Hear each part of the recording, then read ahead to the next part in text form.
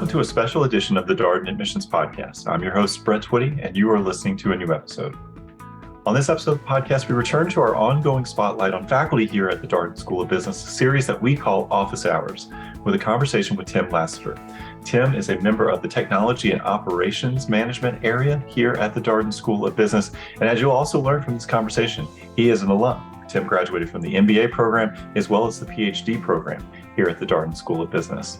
In this conversation, we talk with Tim about his background, what brought him to Darden as a student, and what brought him back to Darden to teach as a professor of practice. We talk about some of his courses, including operations strategy and emerging topics in technology and operations, the Darden Worldwide Course he leads in Germany, as well as an executive education program that he's been developing with Darden He here at the Darden School of Business around AI, blockchain, and digital assets. This is a wide-ranging conversation all about, well, operations and technology. I think you're really going to enjoy this conversation. So without further ado, here is my interview with Tim Laseter. Well, welcome everyone to our latest installment of Office Hours, our ongoing faculty spotlight series. So pleased to be joined today by a member of our operations faculty, Professor of Practice Tim Laseter. This is the last Office Hours that we have on the books for now, but we will be adding more conversations. I will just plug our Spotify playlist that's out there with all of the Office Hours conversations that we've hosted. There are over 20 at this point. And of course, we will share the recording of this conversation both on our podcasts, Experience Darden and the Exec MBA podcast, as well as on the Vimeo channel. So I'm going to stop the chat for now, and I will just note, if you have questions as we go along here, please feel free to ask via the Q&A. I'll keep an eye on the Q&A, but the focus of this conversation is really to learn more about Tim, his background, talk about some of the classes he teaches, some of the things that he's interested in. If you saw our email promotion for this event, there's lots of exciting topics related to technology and operations that we're going to get into today. So Tim, thank you so much for joining us. Thrilled to be here. All right. Well, we always start with the same first question. Tell us a little bit more about you. Who are you and what's your background? Well, I am a professor of practice at the Darden School. My links to Darden date back almost 40 years now.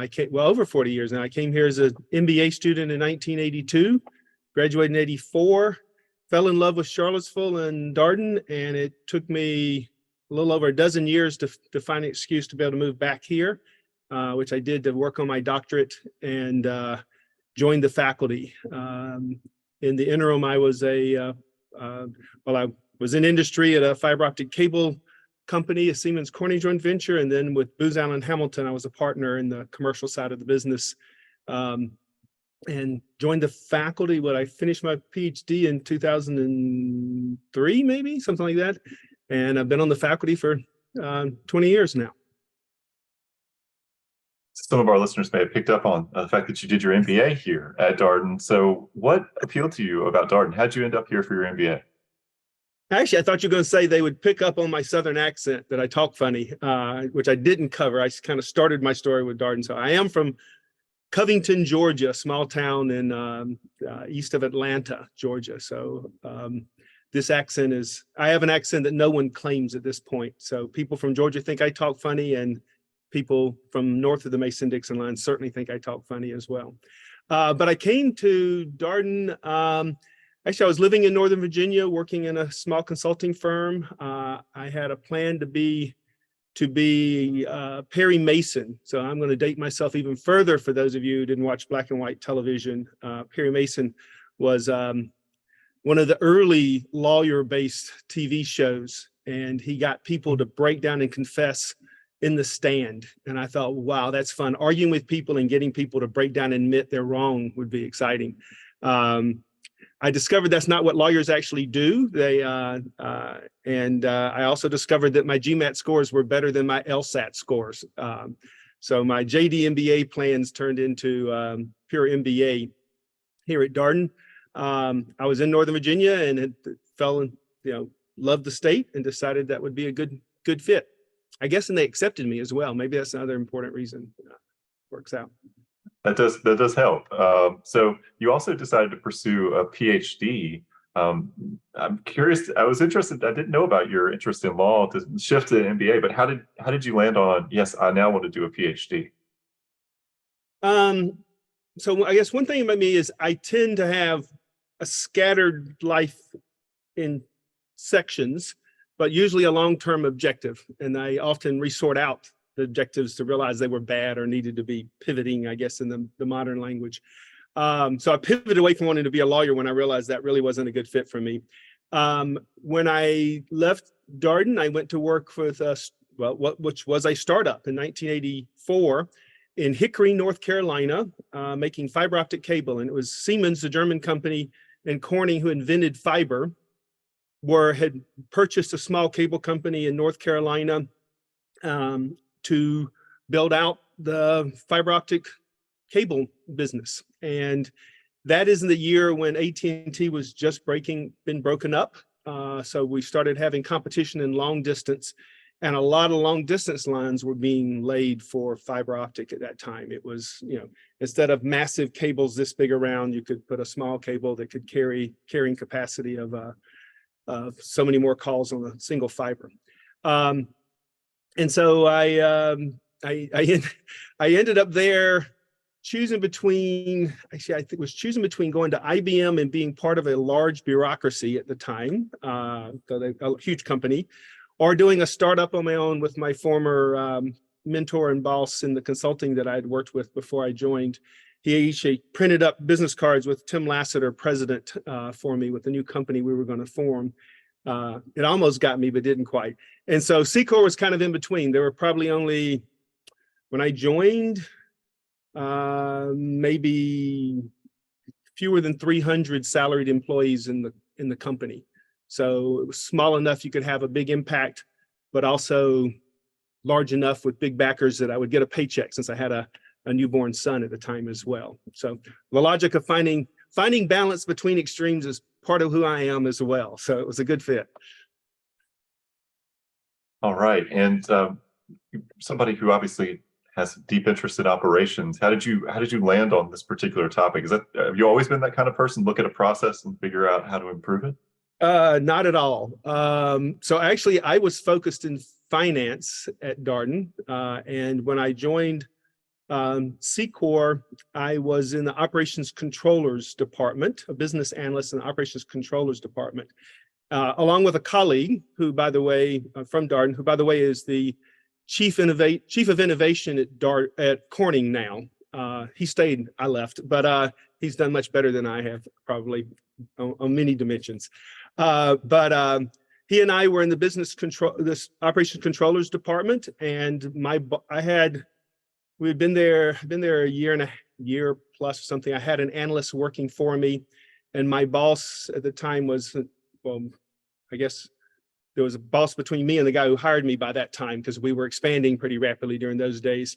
And I had one person reporting to me, and he came to me and said, if you really want to be a manager, you could stay in this finance path, and you could, grow up. You could be a controller at a plant controller. You can maybe be a CFO of a company someday, but you're really not going to manage lots of people. If you really want to learn about managing people, maybe there's this opportunity for you to work in the plant as a shift supervisor on the night shift. And you'd have 40 people, hourly people working for you in the factory at night. And I said, I don't recall the conversation explicitly, but I'm willing to bet I said, is there a pay increase involved with it? Because I did have a small child at home.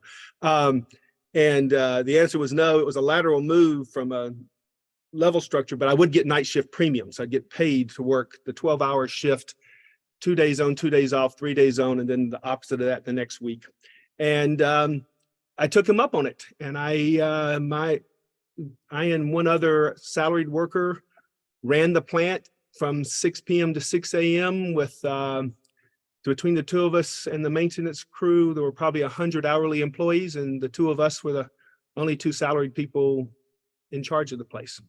And it was during the days of world-class, what's called world-class manufacturing before it was called lean in the 1980s. But we were learning from Japanese. The Japanese at the time were having their impact on the automotive industry, and I was reading books about just-in-time world-class manufacturing and trying to apply it on the factory floor, and learned that I enjoyed it. And I spent probably a year on the night shift before I got on the day shift as a quality assurance supervisor. And I guess to finish the link of the story, I also started teaching night class in finance, actually it was international finance with a local college, even though I probably only left the country once in my life at that point, and twice maybe. And then, but I did have finance from Darden. And then I actually taught a course on bills of material at the community college when we were putting in a new, what we would call an ERP system today, enterprise resource planning, but it was material requirements planning back then.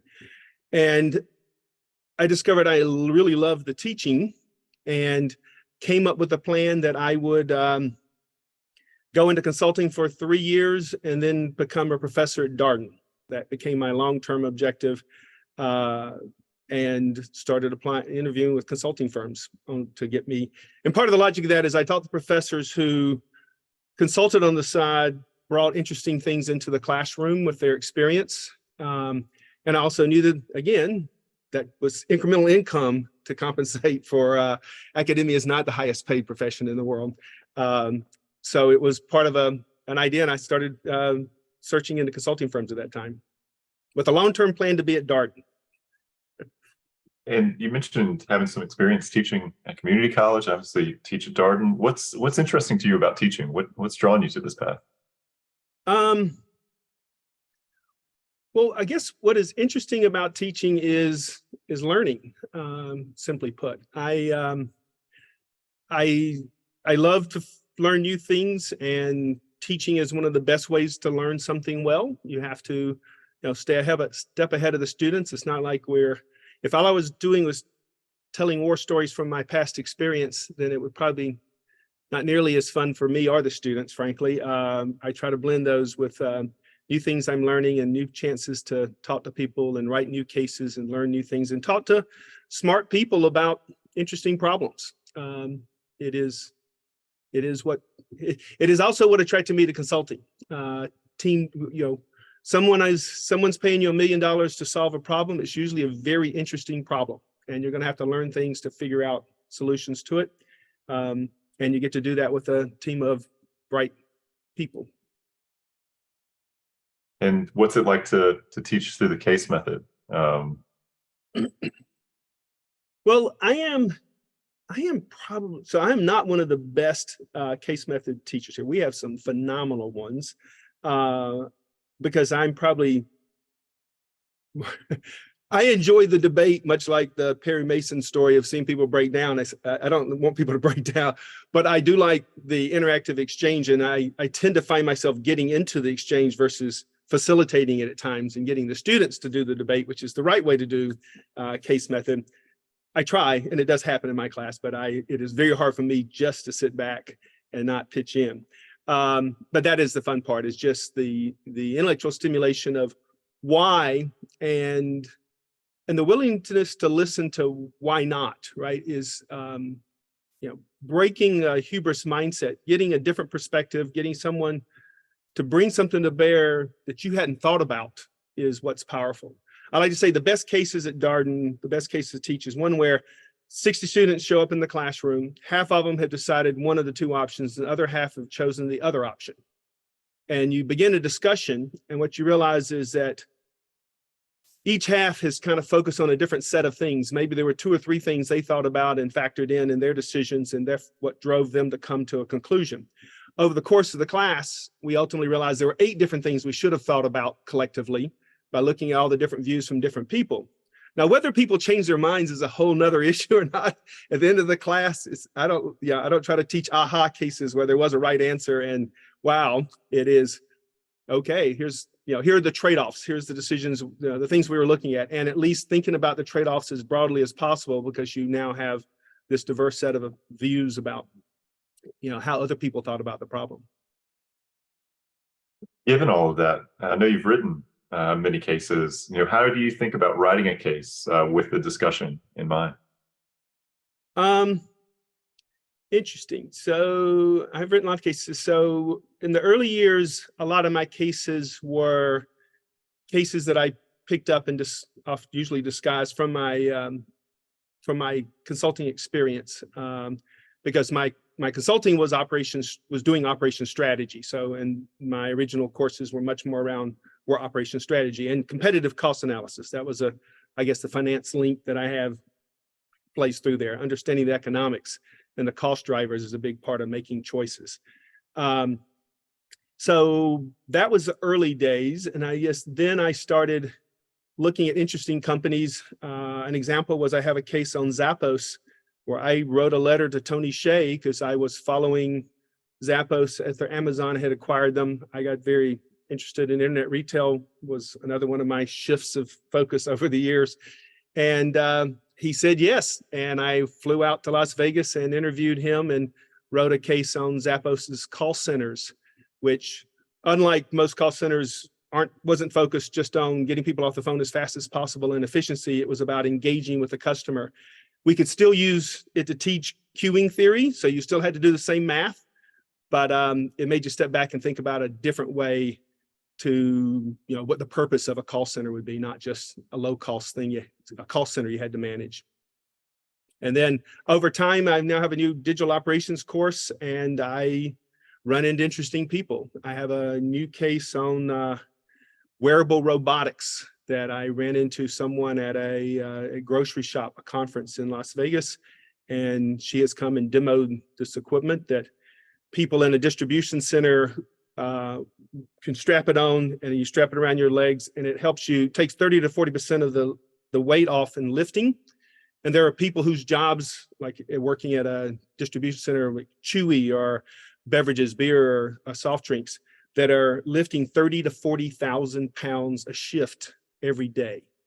So if you can imagine taking 30 to 40% of that load off, how much more that improves their lives over the course of the day, so they can go home and not be exhausted in pieces. So I find things. I run into people, and if it's interesting, we write a case to what are the problems they're thinking about, and try to frame it up that way. I usually pick it up around an interesting company rather than trying to target a particular subject or problem, I guess. I hadn't thought about that until you asked me, Brett. No, it's interesting to hear your perspective, because I mean, just even in light of your career, right? The shift from finance to managing a plant shift and looking at sort of lean methodology to now all these conversations about tech and robotics. It must be amazing to have that sort of perspective, that long view of where things have been and where they are now. Well, arguably, but whether I'm deep in any of those subjects is a matter for debate. There are things that I did get recognized at a level, but for the most part, I am more interesting in breadth than depth. And I think the synthesis, and frankly, that is what an MBA degree is all about, is the world's best engineer at figuring something out are the best financial analysts at doing cost estimating, maybe. Not what we're going to teach you how to be as an MBA, but we're going to teach you how to integrate all these different perspectives and step back and think about how all the pieces fit together. And that's what I think I find interesting. You're also someone who has an interest in technology. I will say in the prep call for this particular conversation, you noted that you're something of a technology skeptic, I think is the language that you used. Say more about your interest in technology. Yeah, so, the first example and the probably more broadly known example was around last mile delivery. During the internet bubble, so during my consulting career, I made partner by taking the lean concept and taking it to supplier relationships. My first book was called Balanced Sourcing, Cooperation and Competition in Supplier Relationships. And it was about the Japanese approach and what was happening in the automotive industry in the 80s and 90s. So not just the lean, but how you work differently with suppliers in doing this. And again, a balanced approach was the philosophy. And then I had pivoted over before the internet bubble in the 90s, got excited about Amazon with some of my colleagues. And actually we did some consulting work for Amazon for free. And we were not the low cost bidder. There was a consulting firm who offered to pay Amazon to let them do work because to get the quals of doing stuff from Amazon in the late 90s, in the midst of all of the hype and craziness of the internet era bubble, first internet bubble era. So I'd kind of gotten into kind of the operations side of the internet retail. And one of the things that some mentees and I were discussing was about these new startups about last mile delivery. There were three really well known. Webvan was the initial grocery company that went bankrupt. It was it was one of the early, went from over less than 2 years, went from being the superstar to the disaster. And there was Cosmo and Urban Fetch. These were two just last mile delivery companies. People would order online ice cream or something small, and they would deliver it to your home in an hour, much like Instacart does today. But we stepped back and looked at it with a hypothesis that proved untrue, which was that we thought it was just there wasn't enough density for multiple players that this could work, but you couldn't have multiple people in the same city, because in the economics of delivery, it's delivery density, it's drop size and travel distance. So if everybody's crossing paths with one another, it's why transportation, FedEx and UPS is kind of a oligopoly, because if everybody's redundantly going across the same routes, there's a huge amount of inefficiency in that. So we started running the math on it, and what we learned, despite how excited people were about the internet in 2000, that the amount of deliveries that were projected in 3 years were less than catalog delivery across the United States. So 70, well, I'm going to get my B's in. It was less than catalog delivery. Like, well, that's not enough to fundamentally bring back the milkman and change the economics of this. And we started looking at the different companies, and we did densities by different cities and where this could work and where it wouldn't work, and the drivers of the economics of it. And we wrote an article that my publisher in Strategy and Business, which was the Booz Allen Journal, called The Last Mile to Nowhere. And the last paragraph said, this isn't working, this is being overhyped, and but somebody's going to figure it out eventually. Now, I didn't know that it would take 20 years to figure it out eventually, and it's still only a marginally profitable area. But it was a piece that got picked up by the Wall Street Journal and some others, where we were predicting the future. Webvan went bankrupt shortly thereafter, and the whole bubble crashed not long after that. So I guess, yes, I am a technology skeptic in the sense that I see things get hyped and overpromised without an understanding of the fundamental economics behind something. Just exciting ideas, and if demand is the only variable, that sounds great, but the cost side has to be played in as well, the operation side of it. But the flip side is I am a technological believer about the long term, because of Moore's law and learning curves and experience curves and all these other factors, and some of the things I teach in my operation strategy course. Over the long term, that economic side can change dramatically, and we can, again, depending on the type of technology and what we're discussing, and technology can change things fundamentally to open up things that would not have been feasible early on. Well, you've done a lot of writing about internet-based businesses, and you mentioned even just this project that you worked on here, last mile delivery. What's interesting to you about this internet commerce, e-commerce space? Well, it's what I like about it is everybody relates to it, because everybody's a consumer and a shopper to some level, and so people can understand. And it's also fun to bring the classroom for that reason, because it's not like, oh, how many of you know anything about coal mines? And no one has any experience in a coal mine.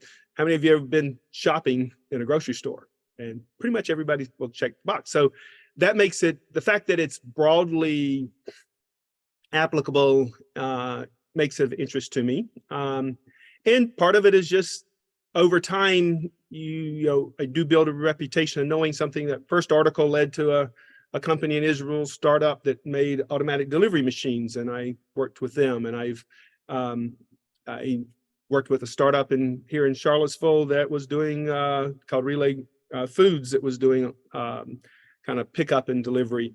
The most recent white papers I published were for a company called Takeoff Technologies that has built the technology to do automated picking in the back of a grocery store. So you can take 6,000, small set of the grocery store, and a lot of the stuff that people are buying online can get picked now efficiently at 600 items an hour instead of the 60 items an hour of somebody pushing a cart around like a crowdsourced shopper. So that if you order online, they can have that for pickup or delivery more economically and still within the grocery store footprint and that's shared inventory and deliveries. So it's not some distant place with long delivery legs. It's got the shorter delivery to the from a grocery store or a pickup. But bringing in the automation to do that more cost effectively. It's interesting to think, and I know this is something that comes up in your Darden Worldwide course, which we're going to talk about, though, the implications for a technology like that for humans, right? A person would normally do that job, can a robot do it more efficiently? How do you think about that? Well, fortunately, I avoided the, being heavily involved in the big re-engineering terms of consulting during my consulting career, which was mostly about how do you lay off people. I did more stuff with sourcing and where we're going to factor plants. Now, some of that may have moved to a more global supply base that affect people. But I've never had a job where I thought the goal was to get rid of people.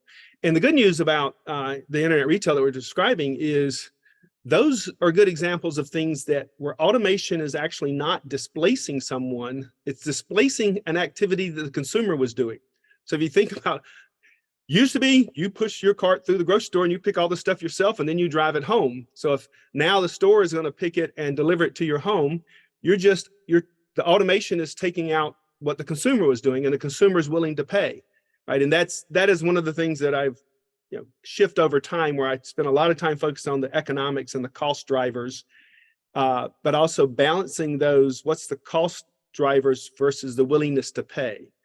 And people are willing to pay for things that they didn't like doing, and automating those things so that it's low cost enough to be able to offer that as a reasonably cost service is a win-win for consumers and workers. I'd like to transition to talk about some of the classes that you teach here at Darden. One of them is operations strategy. Tell us a little bit more about this course. What's it all about? So this is the course that I first started teaching 20 plus years ago under my mentor at Darden, a faculty member, Ed Davis. And we co-taught it as I was learning how to be a classroom professor at Darden. And it started off with, 15 cases that were all his, and I think maybe one, because I wrote a case from my consulting experience and came as a guest speaker to some of his classes before I started working on my doctorate. But over time, it shifted to a full set of cases that are my own and an evolving set. This year, typically, the way that the course is designed is also somewhat atypical from some Darden classes. Week one is more qualitative and big picture. What is an operation strategy? How's that different than strategy? We're going to open up with a new case on Apple with Tim Cook looking in March of 2023. This is a case I didn't write, but it's great because Apple's something everybody follows anyway. A lot of people follow that are in my classroom. And we're going to use that to discuss how much of the strategic decisions are broadly strategy and how much are operation strategy. What is an operation strategy, which is not very clear. And then the second day, a former mentee of mine from Booz, who's now at Alex Partners, is coming in with a case that they just finished where they were driving productivity across plants. And he's going to put a lens on the execution side of strategy, that you got to get the answer right, but how do you actually do stuff? It's not just about making PowerPoint slides or sitting in conference rooms with ideas. Then the next 5 weeks are 2 different cases a week that are all quantitative, because the subtitle of the course is competitive cost analysis. So we're teaching things like experience curves, learning curves, scale and utilization. Those are all, economies of scale is a buzzword people use, but what does that really mean? How do you calculate it? And we use it in context of outsourcing piece. So, a new case this year, a new case 2 years ago, as I started using Tesla battery data about Tesla on the cost of batteries and use an experience curve on that to see with the view, how much does that actually affect their overall cost position? And if you predicted what would happen with an experience curve, what's the slope of it, and what do you forecast the demand side will be, and where will that drive the cost to? And I actually don't use a case. I use a technical note on how to do experience curves, but then the discussion is go to Wikipedia and read about Tesla, because all of you probably have read a lot about them anyway. this isn't about taking you in some past scene. It's trying to take it as a live, kind of what I call a live case. And I've got another live case on learning curves that, again, this is a newer theme that I've picked up in this course over the last couple of years. And there's a great piece that's written by some economists at Uber about the learning curve and how that affects crowdsourced workers. And they were exploring why there was a 9% wage rate difference between men and women at Uber, which is common, this wage differential, and what's behind it. And one of the answers is the learning curve is a big part of what's behind it. Women had higher turnover and men have been on it longer. And when you have these kinds of jobs where people are doing, in short bursts and not doing it over time and becoming experts at it, the learning curve is going to become even more important than it is when people did, 20 years in the factory doing the same job over and over again. And so I think it's coming back as a new thing to be thinking about more broadly. So I'm work that into the course. And then there's various other cases at brewery, Three Notch Brewery, which here in Charlottesville, I'm an investor in. We do one on economies of scale. And then I wrap up with some guest speakers. I have Rebuild Manufacturing, which is a new case we wrote 2 years ago. Jeff Wilkie, who was I met when I did the consulting work with Amazon years ago. He was a senior vice president of operations at Amazon. This is a company he started when he retired 2 years ago now, from his friends from MIT, and they're trying to bring blue collar jobs back to the U.S. And so we have a case looking at how do you structure the company in different ways and kind of thinking broader about an operations strategy. So we kind of synthesize at the end and have some painfully hard cases they have to do write-ups of in the 5 weeks in between. They have to do an individual one and a 2-person team write-up as well. What's it like to have a guest speaker in a class? So when the protagonist from a case comes and the students can ask some questions. Well, I do that in various different ways. So it's different depending on the guest. So the new chief of operations for PepsiCo has come to speak so I have a course called Emerging Topics in Technology that is just speaker based. So the speakers just take the whole class, and I give assign the students to do 2 readings, one on the company and one on the topic, and then let the speaker pretty much run the class. And if it's an outsider like Greg Roden, he's there and he brings some slides that he would share with the board about what he's doing in transforming PepsiCo in the operations side.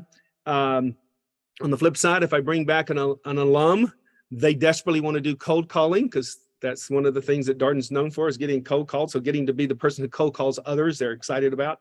And then in my digital operations course and operations, so I like if someone's there to make something tangible. So the wearable robotics, they came and demoed that in the class, and the protagonist, the case was written in a way that other people can use it, and we've got video things that can supplement it, but I wrote it to make it a hands-on experience in the classroom as well. And students get to try on the backpack, the wearable robotics, and lift things. And if you have a sense that there are people that spend their days lifting 30 to 40,000 pounds a day. And so they're central presenting. And then I actually have some where I just bring them as a subject matter expert, like some of my former students. So my Tesla session, I had a student who worked at Tesla, and in the last 15 minutes, he might just join by Zoom and share his thoughts on what did you do well, what were questions, and do some Q&A on it. So there's lots of ways to bring guests into the classroom at Darden between the technology and the physical side, and besides the fact that this is a beautiful place to come visit. So it's quite easy to get people to sign up to come to Darden to speak in my classes. We talked about your digital operations class. Let's talk about that class, because it sounds super interesting. What's this course all about? So Darden has the technology and operations management area, but there's not a IT systems area. Like at McIntyre, the undergraduate school here at UVA does have kind of an IT, computer science, that dimension of a functional area of management in IT.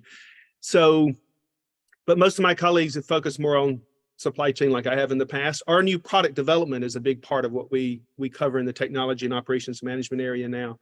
But the technology infrastructure is a big piece of this. We had a new course last year that I helped with on the metaverse. And part of this is, we think about it, well, when everything becomes free and it's virtual and there's no, variable cost, kind of like the internet when we thought everything was free online and didn't realize you had to deliver stuff, and it did take money to get stuff to places, and there were lost economies of scale of shipping small packages versus truckloads of things.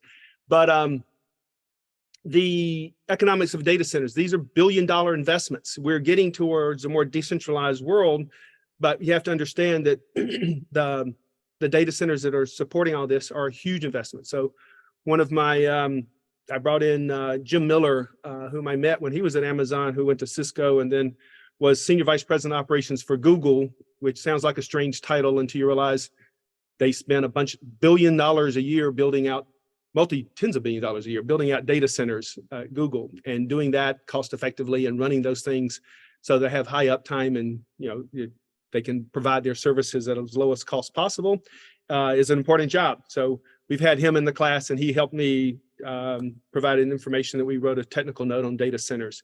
So the way I run that class this last year, and trying to repeat it, it's only we've only run it 2 years, was the first day is all technical notes that we wrote new, because we look at things like Internet of Things or augmented reality and virtual reality, or and you look at the published articles, almost all of them are written by people who are passionate believers in that technology. Again, I am a technology skeptic in the short term.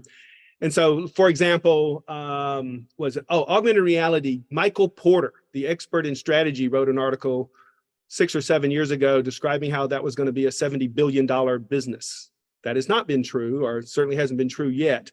But he wrote it one-sided about all the potential and not talking about the downsides and the pros and cons. So we went back and we wrote tech notes that are kind of telling the pros and cons of everything. And frankly, in the end, we say, and how big this becomes is, frankly, a lot of you are going to be drivers behind that, either as consumers or as business people who are making decisions about whether we invest or not. And so we have technical notes on the different pieces to make sure people understand the technology infrastructure side of what it takes to do a lot of the more digital transformation. Because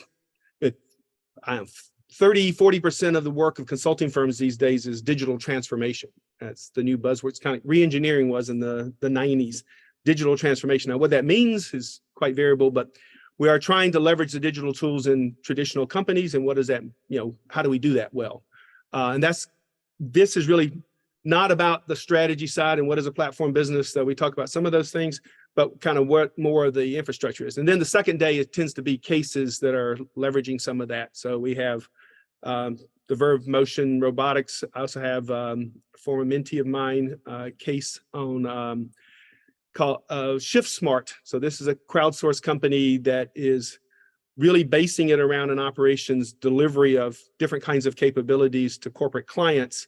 And they're treating the employees as they're trying to create full-time jobs for people who don't want or can't just punch the clock 40 hours a week and 8 hours normal shifts. So that flexibility dimension that crowdsourcing provides, they're trying to pass that benefit on to the individuals by giving a portfolio of different kinds of things they can do. And frankly, tracking if you show up, what you committed to do, and you do it well, you will be prioritized for doing other higher paid gigs over time. They do everything from call centers to stocking shelves at Circle K convenience stores. So 10% of the hours at Circle K now are by these crowdsourced people that the manager of that store just has a slot that says ShiftSmart that schedules certain activities to be done, that ShiftSmart takes over doing it. And then there's others where they have their mix of full-time people they're trying to cover the shifts with. It's super interesting. I don't think I realized that there was a group out there doing that work. There's a question here in the Q&A that I think kind of aligns with your discussion around these data centers. Certainly, data centers big footprint, also use a lot of energy, require a lot of cooling, make sure that the servers don't get overheated. How does sustainability intersect with your work and interest in operations? Is this part of something that you look at? Well, yeah, and it'll tie back if you get to my questions about book recommendations. So my worldwide Darden Worldwide course has been Germany, artificial intelligence, robotics, and technological unemployment, that we then evolved over time to be more about just technology disruptions, and climate change is one of those. So I do think about the impact of climate change. I also think about, if you think about the data center question you just asked, it's much like why Bill Gates wrote a book on climate change. Is he was about world poverty. And ultimately, if all we're going to do is tell people you can't use electricity because of climate change, then we're going to keep people in poverty, and that's not feasible, and that's not appropriate either. So what we have to do is find a way to do energy in a more cost-effective ways. I think the same thing's true of data centers. A large data center is hugely more sustainable and green than people doing it, individual corporations doing it at smaller scale. These are people that are experts at it, and they can afford to invest and try to find new ways to do things cost effectively and more green energy use. But they're also driving huge amount of demand by providing that. Yeah, I am. So I'm less concerned about them in the sense of supporting augmented reality headsets to help do repairs in the field of equipment, with young people being able to be coached by a senior person who's now too old and retired, but very experienced, but doesn't need to be out in the field working on machines. I'm less worried about data centers to do that. I am more worried that, well, I think 2% of our total energy is going to cryptocurrency. So not so sure that's a good societal trade-off. But I try not to think about this. So I'm not my job to make, and whether it was there is nobody's job, and whether we can control that, how the demand side works. I spend more time about how do we help the supply side of making it as cost effective and green as possible. Another question here in the Q&A relates to, it feels like there's always new technologies popping up and a lot of pressure on companies. Oh, are we going to get behind? This other company's investing in it. Oh, we got to put money here. How do you encourage companies to think about what technologies to pursue or where to put their money, how to evaluate these constantly emerging technologies? Well, again, I am a technology skeptic in the near term and passionate long term. And the skepticism in the near term, what that leads me to do is, what's the problem we're trying to solve? Not, isn't this cool? Can't we go fix something? And I mean, AI is now fitting into that, has been a buzzword in big data with clients, but stepping back, and oftentimes a simple answer is enough. Too many people are spending too much of their time in corporate headquarters and conference rooms and not out in the field. Think, oh, if we could just get real-time data to track this and that, and we would be able to manage the whole supply chain and streamline things. And the reality is, there's a whole lot of reasons why things don't happen in the field. I'll give a real life example of how hard it is to think that you can just automate away human knowledge of things. I was on a route ride with a PepsiCo driver in Georgia, where I grew up, and I met him at 4 o'clock in the morning to go out, and they're delivering to all the grocery stores and convenience stores the Pepsi products for the day. And we stop, and I'm starting to talk to him. He's pumping gas we got loaded up fill up with gas, and first thing he tells me is, "You're not from around here. You're not from around here, are you?" And I said, "Well, I grew up like 45 minutes from here." Back to no one claims my accent. But we are riding through, and there are models to give optimal delivery schedules and how to drive. And you've heard of UPS, turn left, turn right, and all these pieces. And I'm riding along with him to understand how he does it. And we think if we could take miles out, that would be both cost improvement and sustainability improvements. If you can cut back on the millions of miles that PepsiCo trucks drive every day, kind of view. And so, or not every day. I have to do the numbers, but it's a lot, maybe close to a million. But anyway, we're going through, and like wasn't this your first stop? And he's riding by and he's, well, yeah, but the manager at that store actually the manager has to actually give me a check for this one. This is not an electronic payment system. So he has to be there, and he has a yellow car that's not there. So he's not there. So there's no reason to stop by because I won't be able to get paid for this. So I should go ahead and I'll skip to the next stop and I can come back on my way back. So he's real time making decisions that are the benefit of the company with knowledge that the routers guys sitting back with their algorithms don't know.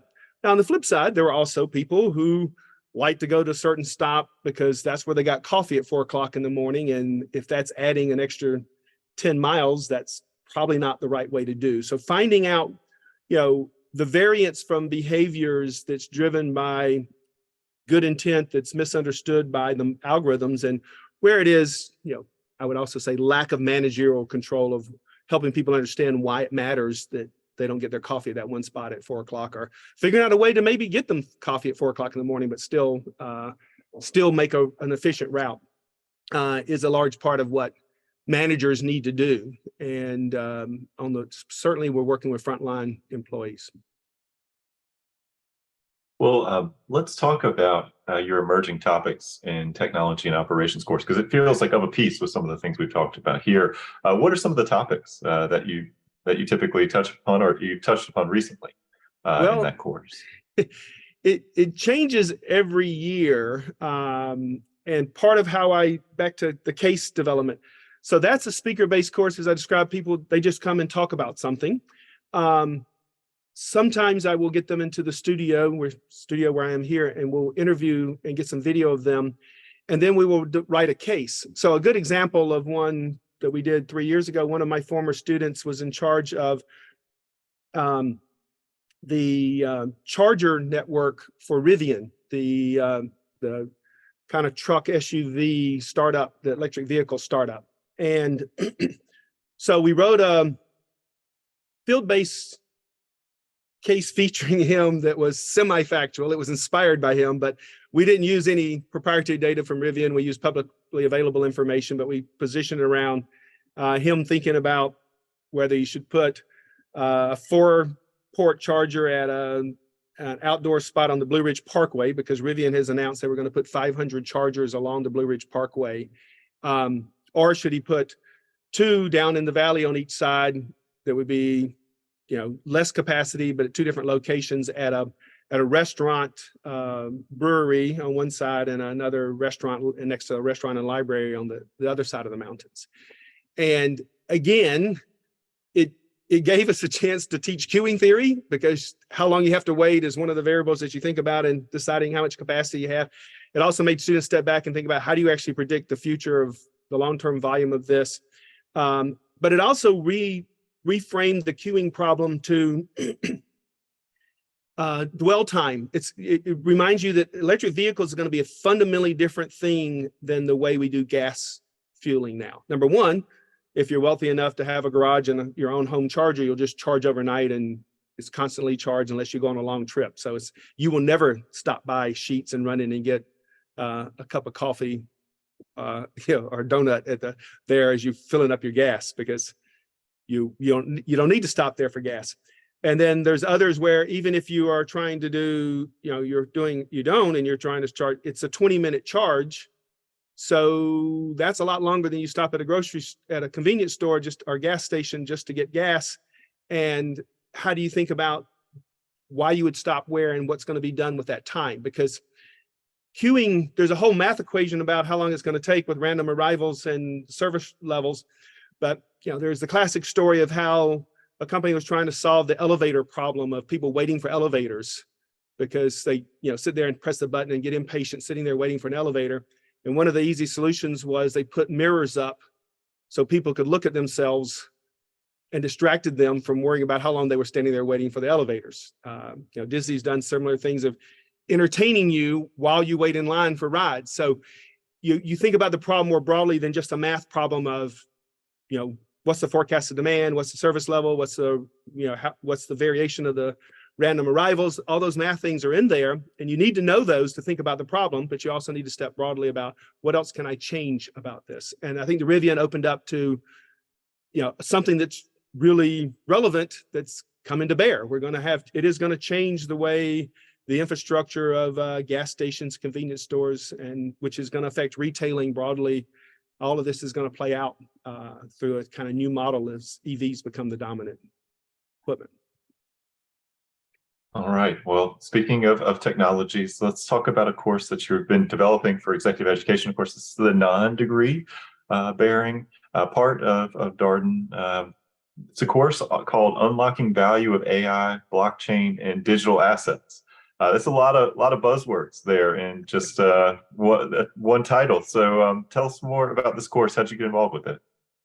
Well, the short title was Web3, and where it comes from is one of my younger colleagues, Denny Kim, who teaches in the strategy area, approached me that he had this idea. He wanted to do one on Web3 and particularly on blockchain. He is a big blockchain crypto person, and I am a huge skeptic on blockchain and crypto.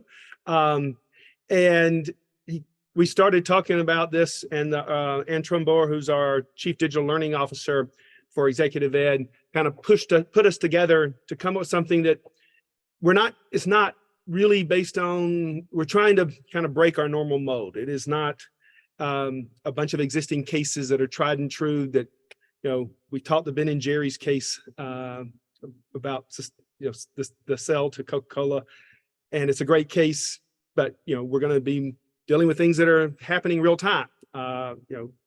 Just in the last week, PayPal has come up with a blockchain currency to be used in gaming.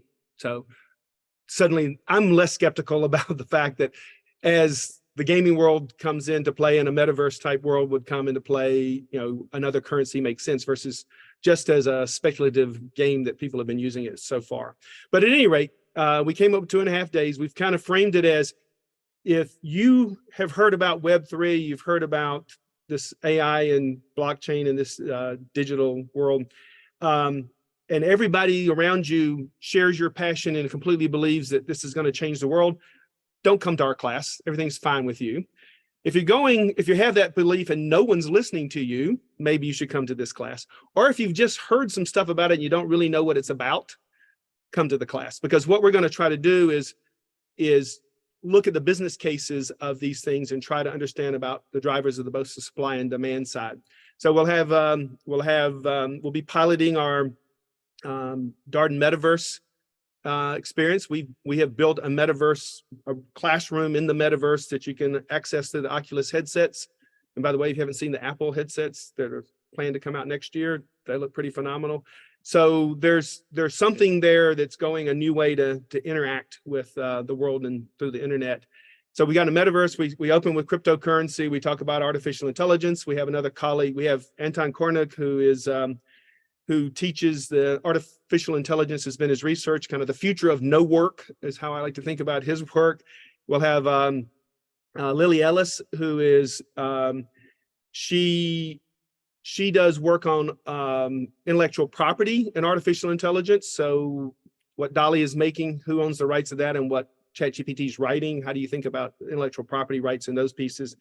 I'm having a panel via Zoom of a former student, Jade Palomino, who is, she has been at Meta and she's been working on wearables at Meta, and now she's joining the Horizon team there about the VR gaming, virtual reality gaming. We'll have a guy from Google that I met through Lily, who has been a software engineer there for a dozen years and was in the gaming software development before that, talking about kind of the metaverse and what are the possibilities of this and where could it go.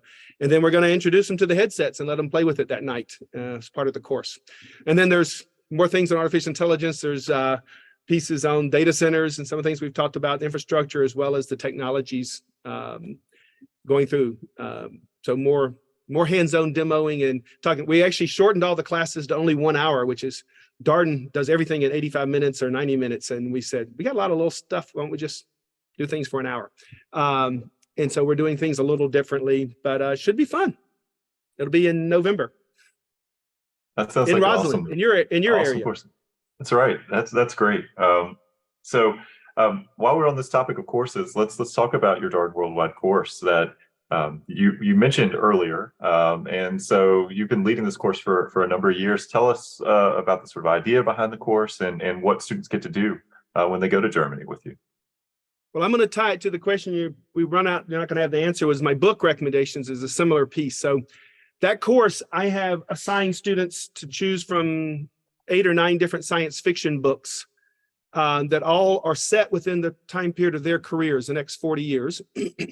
And then we read 8 chapters out of 8 or 9 different nonfiction books on those same subjects. So we're touching everything from climate change to artificial intelligence, to gene editing, to chips wars and war with China. And then we actually go to, well, we were going to Germany. I'm going to go to Finland, Estonia the next time we do this. And, try to separate the hype from the reality. Again, we were focusing more on AI and just getting a different lens in the view. Germany was very interesting where we started picking the war because when we first went back after COVID, it was right when Ukraine was being invaded by Russia, and also going to Berlin and thinking about, reading, visiting concentration camps and bomb shelters and things to understand how devastating war can be. I thought was really important to remind ourselves of. But as an example, 3 of the books, because also the Reading Society thing, as you mentioned, was one of the science fiction books was Termination Shock by Neil Stevenson. That one's a little thick, but it's actually quite good. It's the future world of, business get involved in strange ways. There's also another book on climate change, the science fiction we assign. And then there's 2 books that are counter views that are nonfiction. One is the Bill Gates book I mentioned before, and the other is Unsettled by Stephen Koonin, who is kind of a counter. He's not a climate denier, but he has a counter view of how much is hype and how much is reality standpoint. And part of what I encourage people in looking at the books is think broadly, look at nonfiction and fiction, because it opens your mind up as well. And then in your nonfiction book, look at the person's what's their competency to be talking about this subject? Do they have, and then what's their agenda? What are they trying to sell? And it's not that you dismiss them if their agenda doesn't align with yours, but just make sure that you realize that's a filter with which they're looking at.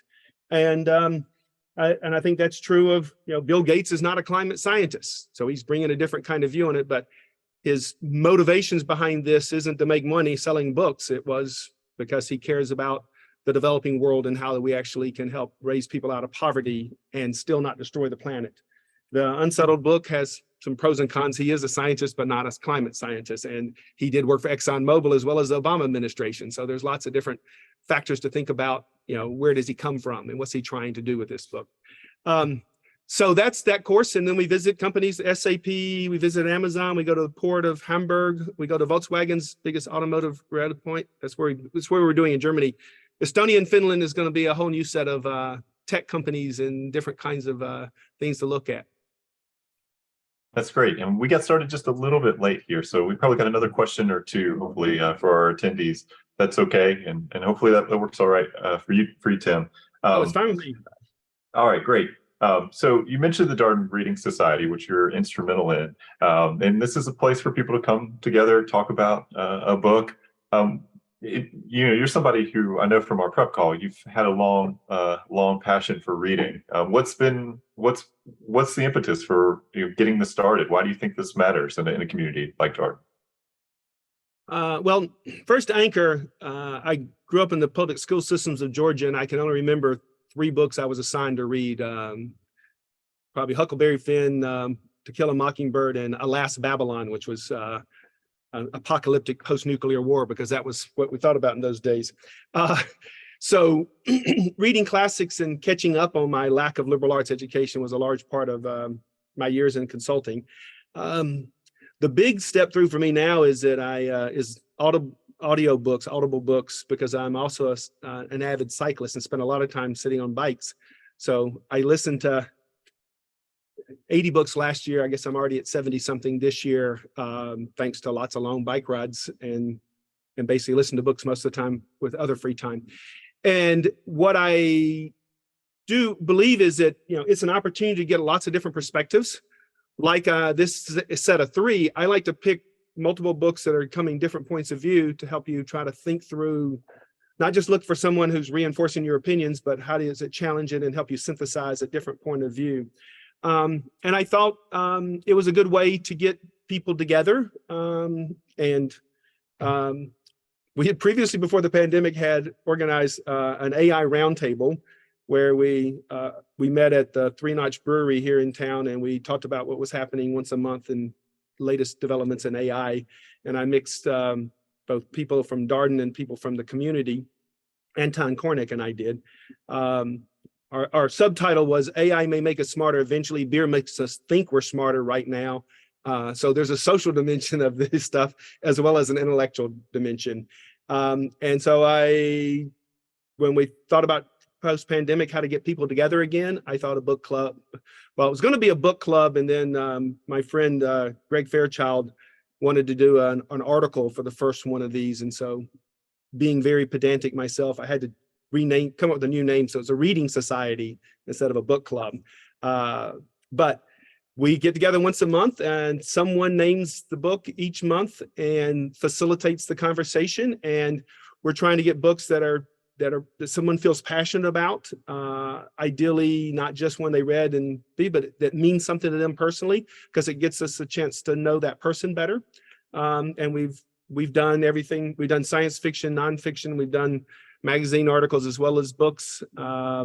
The most recent was The Sixth Extinction, I think, was our most recent, and about humans' impact on society and whether we're driving a sixth extinction in Earth, which will include us, which is the scary part. So that's the purpose of it. We get together, and now at our new Forum Hotel here in Charlottesville, we can just walk down the hill and connect down there. All right, a couple questions from the Q&A here. You mentioned that you're a blockchain skeptic. What makes you a blockchain skeptic? Well, anytime I look at technology, the question is, what problem are we trying to solve? And the blockchain that was being used in supply chain, actually, one of my guest speakers has come in was my roommate at Georgia Tech, who ran IBM's blockchain initiative with Maersk, the big shipping company. And what he learned is, it really is, there's a lot of people who don't want to share data because that's how they make money. And the ecosystem is, connecting the ecosystem is the bigger problem, not just getting, the data, to visibility of data. But it would be a wonderful thing to have more visibility of where everything is, but there's a lot of people who play roles differently. I think in the monetary side of blockchain, I think smart contracts are probably moving in some way that's going to be solving a real problem. But the currency side, again, I'm an old guy, conservative from the South, so I haven't given up on the government yet, so that I don't trust them to be in charge of monetary. That we need I'm not sure. It's not that I trust government, I trust government as much as I trust some anonymous system of currency, I guess. So yeah, that's a skepticism I have on it. I am seeing signs where, so in a metaverse, and when we have a new kind of currency we need to do things with, there's a different kind of play, and I can see it there. I'm not sure in the real world where we're really solving real problems. The financial system is hugely efficient, and so it's not a cost issue. So it is more of a trust issue.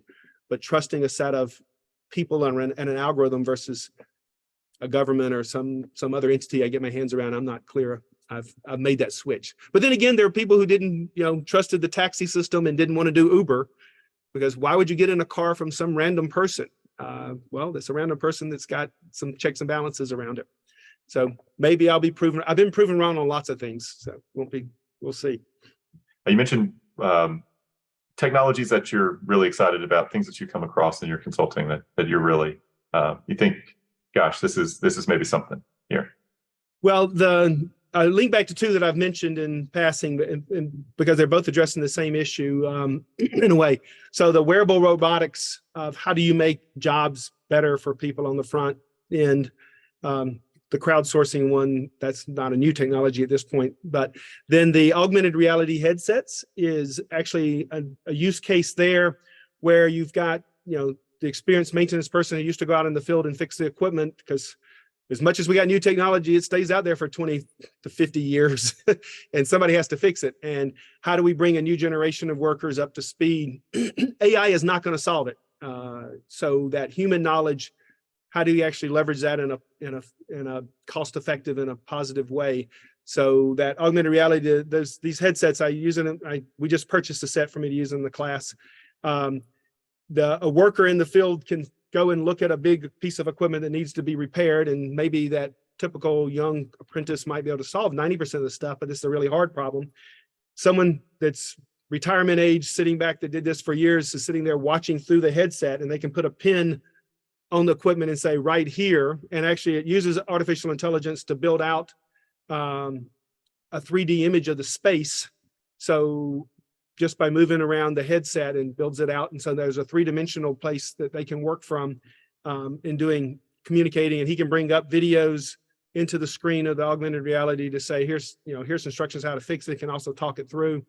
So you've got a way to leverage human experience into the front line, because the frontline jobs are increasingly crowdsourced and low skilled, but a lot of the skilled things, people are at retirement age. And so how do we actually coach those people as we now bring a new generation in?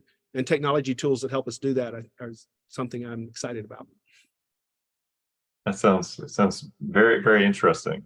So last question, one piece of advice that you would share for folks who are looking at Darden, thinking about their MBA, something that you would encourage them to think about on their MBA journeys.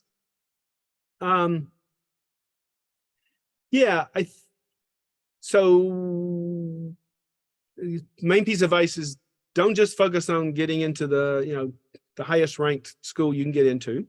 You need to think about what is the community, what's your style of learning, what is it you're looking for out of your experience. It is a transformative experience to be at the Darden School. It also, I fell in love with this place. So I'm obviously heavily biased, but you're going to spend 2 years in a small college town in rural Virginia. If you would rather be in New York, Manhattan, and just hanging out with your old friends, go to Columbia. I've taught at London Business School, Columbia, Tuck, Emory in Atlanta, and Vanderbilt, and IESA in Barcelona. And each of those have different kinds of vibes and cultures and communities that you're a part of. And what you're going to learn is really important, and how you learn in the classroom is different in those different places. The case method is very different than a lecture-based method. But also that community that you're going to be a part of is going to be different. One of the things that makes Darden special is that because you're in a small town in the middle of Virginia, the connections you make with your classmates are tighter here than they are at most schools, especially ones in big towns. So Tuck has that same dimension, but not the case method. But when I taught at Stern, there were a lot of people that didn't know each other. And Harvard is so big, not everybody knows each other there as well. So you really get to know the folks here, because we're still a moderately sized school, but mostly because your friends are all somewhere else. The people that come here are coming here from somewhere other than Charlottesville, Virginia. And so they're having to make new friends, and everybody's in that same common ground. So it's a very transformational experience because of that. Well, Tim, I want to thank you for your time today. We covered a lot of ground. We talked about a lot of interesting topics, and for our attendees, thank you so much for all your questions in the Q&A. We were never able to get to all of them, but so appreciate your engagement, your interest in today's conversation. As I mentioned, we'll share out the recording to this conversation on our admissions podcast, Experience Darden and Exec MBA podcast, as well as on the Discover Darden blog. So stay tuned if you want to go back and review the conversation. And thank you all. Hope you have a wonderful weekend and a great Friday. Thank you, Tim. Thank you. And that was a conversation with Tim Laseter, Professor of Practice in the Technology and Operations Management area here at the Darden School of Business, as part of our ongoing Faculty Spotlight series, Office Hours. As always, if you have any comments, suggestions, requests, anything you'd like for us to cover here on the podcast, we're all ears. We can be reached at Darden, that's DARDEN, @virginia.edu. Until next time, stay safe, be well, and thanks for listening.